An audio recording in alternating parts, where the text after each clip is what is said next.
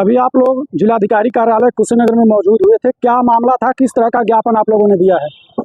देखिए, हमें जानकारी मिला है कि जो है ये जिला हॉस्पिटल जो है मेडिकल कॉलेज में मर्ज हो रहा है और जो है मर्ज हो रहा है। सरकार का आदेश है, जो भी पुराने कर्मचारी हैं उनको रखते हुए नया नियुक्ति इनको करना है। जो मेडिकल कॉलेज के प्रधानाचार्य हैं उन्होंने जो पुराने कर्मचारी को न रख के नए कर्मचारी की नियुक्ति कर ली है, जो सरकार के आदेश के विपरीत है। हमें सूचना मिला, उसके बाद हम जो है आए हैं, जिलाधिकारी महोदय को ज्ञापन देने के लिए दिया गया है। और कल हमारी बात भी हुई थी जिलाधिकारी महोदय से, तो उन्होंने आश्वासन दिया था जांच करा के जो भी होगा बताया जाएगा, किया जाएगा। तो जो सरकार की मंशा है ये नहीं है किसी कर्मचारी को बैठाया जाए। ये जो यहाँ भ्रष्टाचारी प्रधानाचार्य बैठे हुए हैं, मेरी तो यही सरकार से अपेक्षा है कि इनकी जांच करा के जितना इनका कार्यकाल है टोटल जांच कराई जाए। इसके पहले बिना जेम के नियुक्ति हमको जानकारी में मिला, बिना जेम के नियुक्ति भी ये किए हैं और न सेवा आयोजन पे अपलोड भी नहीं हुई थी भर्ती, इन्होंने नियुक्ति किया है।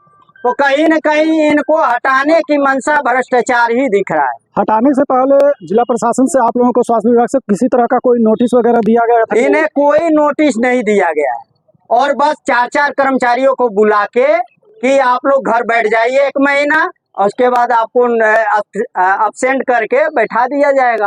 तो इनकी मंशा वही है। लगभग कितने साल हो गए आप लोगों को यहाँ? इसमें लगभग 8 से 10 साल 7 साल से कार्यरत कर्मचारी हैं।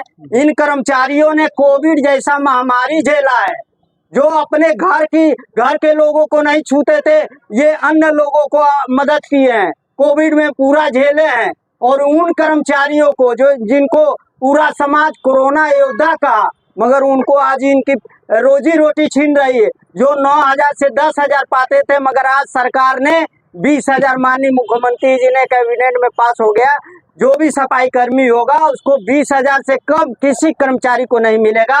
और उन्होंने निगम बनाया, एक कॉर्पोरेशन बना दिया है और जो भी अब जो कर्मचारी जो भी होंगे वो निगम के माध्यम से होंगे, कॉर्पोरेशन के माध्यम से होंगे और उनकी सुरक्षा सुनिश्चित है। और जो है सरकार की कोई मंशा नहीं है कि किसी भी कर्मचारी को हटाया जाए। अभी आप लोग अपनी बात कभी आपका जो समूह है, क्या आप लोगों ने अपनी बात कभी प्रधानाचार्य से रखा था? ये हमारी बात जो है ये पहली बात नहीं है, इसके पहले भी हमारी बात प्रधानाचार्य से हुई है। उन्होंने गलत किया, गलत लेटर जारी किया। एक जो है ओटी अटेंडेंस है उनको गलत तरीके से बैठाया, लेटर जारी किया, तब भी हमने बहाल कराया था। उसके बाद फिर जो है बीच में 14 अगस्त के दिन जो है लेटर जो है लखनऊ भेजे थे कि इनकी सेवा समाप्त कर दीजिए आप। तो हमारे पास फोन आया था, तो उस समय हमने बात नियम कानून सिस्टम बताया था। इन्होंने 15 अगस्त को सभी कर्मचारी यहाँ मौजूद हैं, सबको भरे मन से कहा था किसी कर्मचारी को हम हटाएंगे नहीं, मगर आज शनिवार को सभी को बारी बारी से बुला के और कहे कि तुम लोग घर बैठ जाओ।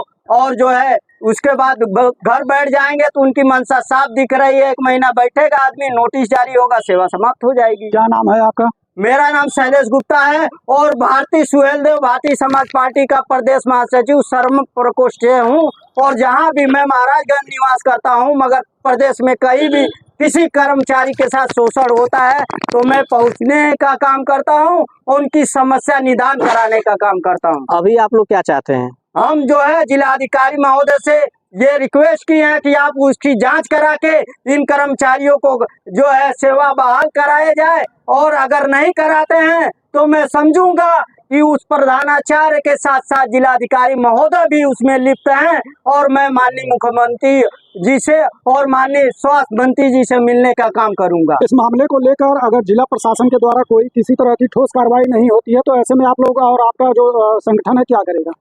हम सभी लोग जो है माननीय मुख्यमंत्री जी से मिलके ये पूरी समस्या बताएंगे और माननीय स्वास्थ्य मंत्री जी से मिलकर ब्रजेश पाठक जी से निश्चित तौर पे हम बताएंगे, क्योंकि मुझे मालूम है सरकार की ऐसी कोई मानसिकता नहीं है कि किसी कर्मचारी के साथ रोजी रोटी छीना जाए, मगर ये भ्रष्ट अधिकारी जो बैठे हैं पैसे के चलते इन गरीब जो 8 से 9 हजार की सैलरी पाते हैं, इनके बच्चे उसी से पढ़ते लिखते हैं, इनकी रोजी रोटी के लाले पड़ जाएंगे। इनको समझ नहीं आता है कि इन गरीब कर्मचारियों की हाय लगेगी, उनके बच्चों पे हाय लगेगी। ये गरीब परिवार से आते हैं, 8-9 हजार की नौकरी करते हैं और गरीब लोगों की सेवा करते हैं। जो जिला हॉस्पिटल, पहले जिला हॉस्पिटल हुआ करता था, आज मेडिकल कॉलेज हो गया, मगर सरकार का आदेश है और लेटर भी आया है इनके पास कि उनको मर्ज करना है, न कि कोई लेटर नहीं आया इनके पास। मैंने बाबू से कल फोन से बात किया। अभी आप लोग जिला मुख्यालय कुशीनगर में मौजूद हुए थे, जिलाधिकारी को आप लोग ज्ञापन दिए हैं, क्या मामला है, क्या चाहते हैं, किस तरह की जिला प्रशासन से कार्रवाई होना चाहते हैं? सर हम लोग को एक दिन बुलाया गया हरका मीटिंग में, हम लोग शनिवार को पहुंचे वहां पे 11 तारीख को, 11 अक्टूबर को। सर उसमें प्रिंसिपल सर 4 लोगों को बुला के समझा रहे हैं कि ये पोस्ट नहीं है, वो पोस्ट नहीं है, तुम लोग घर बैठ जाओ, दूसरा अप्लाई करना फिर होगा। ऐसे समझा के 4 लोगों को रख रहे हैं कि पद नहीं है, पद समाप्त किया जा रहा है, नई भर्ती हो रही है। तो सर नई भर्ती क्यों हो रही है? नई भर्ती पहले ना हो, पहले हम लोग की भर्ती हो, फिर नई भर्ती करें। पहले हम लोग है ना 8 साल से हम लोग झेल रहे हैं, कोई भी काम 4th क्लास के कर्मचारी करेगा, हर काम 4th क्लास के कर्मचारी करेगा। कोरोना का टाइम था, हम लोग के बच्चे 1.5 साल के थे, हम अपना बच्चा छोड़ के आते थे सर। उस समय भेदभाव होता था कि ये करेगा, इसका काम वो है, उसका काम वो है। इस समय कहाँ गया वो? इस समय वो तरीका कहाँ गया सर? इस समय पैसे बढ़ाने की बात आई तो लोगों का अपना अपना अनुशासन चलने लगा। सरकार का कोई मान्यता नहीं है कि हाँ इस कर्मचारी को हटाया जाए, लेकिन हम लोग को मौखिक कह दिया गया है कि इस कर्मचारी को नहीं रखना है, ये पद नहीं है। क्यों पद नहीं है सर? सारे पद है मेडिकल कॉलेज में, यहाँ क्यों नहीं है? सभी लोगों को एक साथ, सभी लोगों का जाना और उसमें से सामूहिक रूप से 4 लोगों को बुला के प्रधानाचार्य के द्वारा समझाना, क्या लगता है ऐसे में किस तरह का उनका राजनीति लग रहा है सर? राजनीति है और कुछ नहीं है सर, सिर्फ राजनीति है, भ्रष्टाचार है। क्यों 4 लोग को बुला रहे हैं? सबको बुलाए ना, सबको एक जैसे बुलाए। उसके बाद हम लोग को गेट बंद क्यों हरका में सर कल गेट बंद कर लिया गया? हरका में कल गेट नहीं खुल रहा था, तब हम लोग गेट से बाहर होके चले आए, कोई सुनवाई नहीं हुआ। क्या नाम है आपका? संध्या गुप्ता नाम है। अच्छा, किस पोस्ट पे थी आप? हम लोग सुरक्षा गार्ड पे हैं, 9 लोग हैं।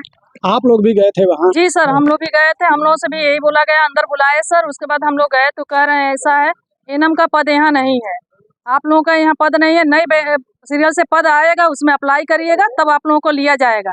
सर ये बताइए, हम लोग कोविड में हर तरह से झेल लिए, मंदे 8-9 साल से ड्यूटी है हम लोग की, आज तो नया पद फिर हम लोग ज्वाइन करें? क्यों ऐसा करें हम लोग सर?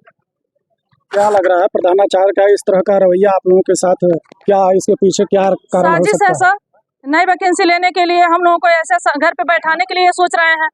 कल हम लोग गए मिलने तो 4 लोगों को अंदर बुला लिए, बाकी सबको ताला बंद कर दिए।